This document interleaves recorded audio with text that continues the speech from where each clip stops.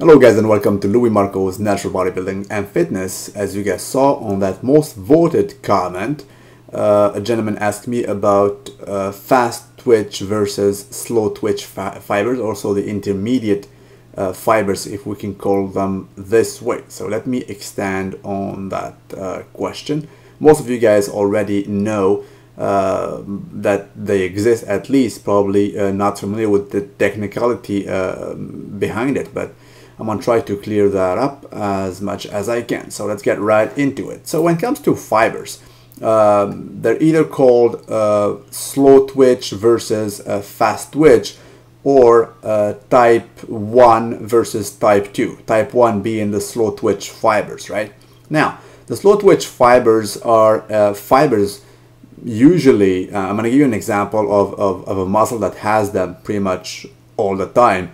The calves, the lower back, the forearms, those are muscles renowned to have a great deal of slow twitch fibers because they work a lot, right? If you walk, you always work on your calf. The calf is always being contracted. Same goes with your lower back. It is the muscle that basically keeps you straight, right? So it is always working. This muscle basically is slow twitch fiber.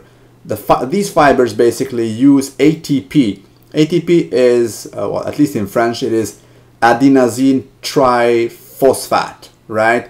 So I guess it's the same thing in English. Anyway, it is the main fuel basically that is being used by the muscles, and those slow twitch fibers, or type 1, they use it efficiently, so they burn oxygen in a more efficient way, so they can last longer. They do not fatigue quite easily, right? So they can last in time better than the fast twitch fiber, which are type 2.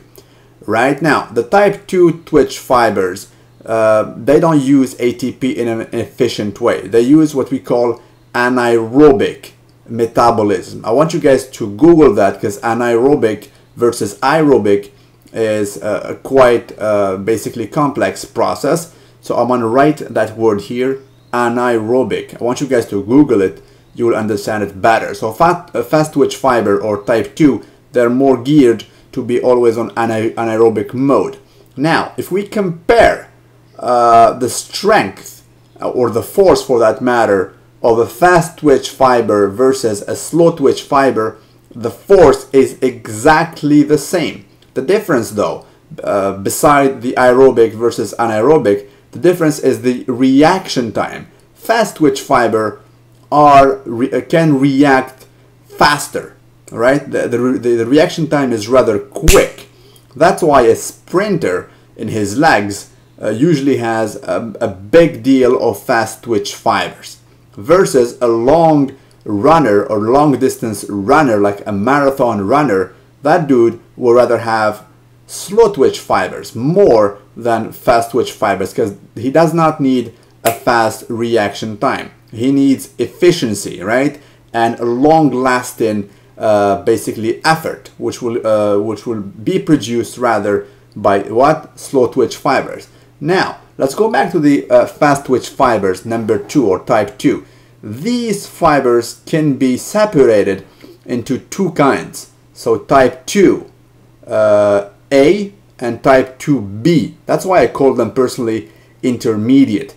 The type 2A are basically fast twitch fibers, but it is kind of a mix actually. We still consider them fast twitch fibers. However, they can also work efficiently in an aerobic mode. So they use both ways, right? So they're kind of a mix between slow and fast twitch fibers.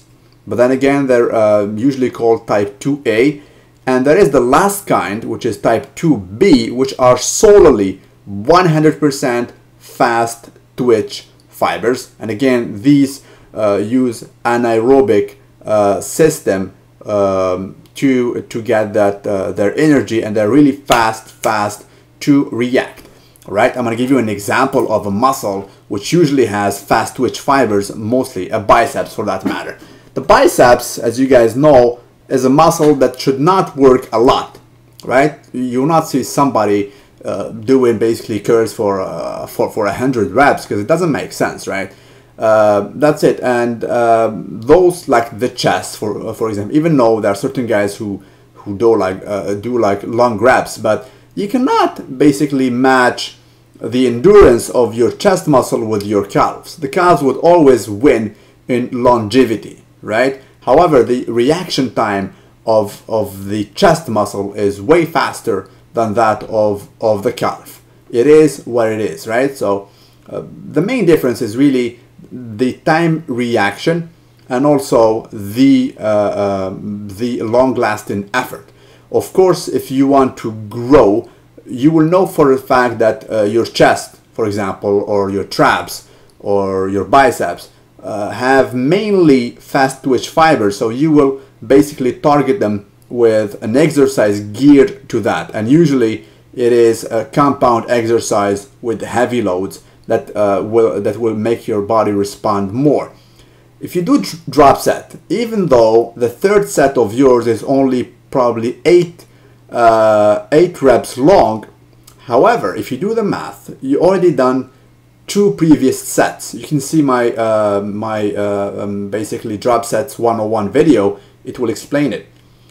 At the end of that set, you already done like 24 reps. So at the end, you also targeted the slow twitch fibers. That's why you're targeting the whole array of fibers when you're doing the drop set, making your muscle more mature, more defined, and also better looking. I mean, it is more pleasing to look. It looks definitely better.